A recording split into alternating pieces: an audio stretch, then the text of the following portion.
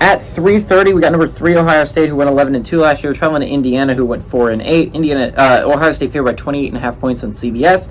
C.J. Stroud for Ohio State last year went 258 to 389, threw for 3,688 yards, 41 touchdowns, 6 interceptions. C.J. Stroud was special. I feel like most Ohio State fans could admit that. He was a special quarterback. I don't know if you follow that up. Like, remember when Clemson went from Deshaun Watson to Trevor Lawrence, and then the third guy was DJU, and everyone was hyping up DJU, but the fact is, it's really hard to go from great quarterback to great quarterback to great quarterback. 3 great quarterbacks in a row is tough.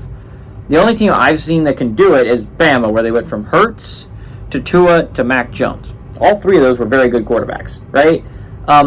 Eventually you get a dud in there. If you're Ohio State, you hope it's not Kyle McCord, but it might be. You know, like, C.J. Stroud was special. He was special the entire year. He almost single-handedly willed them to a victory. It's hard to say that he was not a major reason why they were in that position last year. So it's going to be interesting. The guy has a lot of help. Mayan Williams on the ground had 128 carries for 825 yards and 14 touchdowns. Mayan Williams isn't anything special. He's not like J.K. Dobbins or anything, but he's a solid runner for them. He's not going to do anything that's going to be like, oh my God, first-round pick, but, you know, he's a solid runner. Marvin Harrison Jr. had 77 catches for 1,263 yards, 14 touchdowns. He is something special. Marvin Harrison Jr. is phenomenal. Ohio State arguably has the 2 best receivers in the country with Marvin Harrison Jr. and Emeka Egbuka. He's going to have help. Kyle McCord's going to have a lot of help this year. Connor Bazelak for Indiana went 235, 426, threw for 2,312 yards, 13 touchdowns, 10 interceptions. Sean Shivers on the ground had 143 carries for 592 yards and 6 touchdowns. And Cam Camper had 46 catches for 569 yards and 2 touchdowns.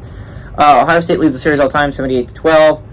Ranging from 1991 to 2022, the 27-game win streak for Ohio State. It's hard to name a seat hotter right now than Allen's in Indiana. It's pretty damn hot. You're talking about a team that Indiana, when he first took over, right, like this in the COVID season, he was on the brink of a playoff berth, which was just insane to even contemplate for India. He gave Ohio State everything they could handle. But ever since then, Indiana has been bad, and not just bad. Ever since Michael Penix Jr. has transferred, it has been abysmal. It has been the worst team on that side, which is saying something, because Rutgers exists on that side.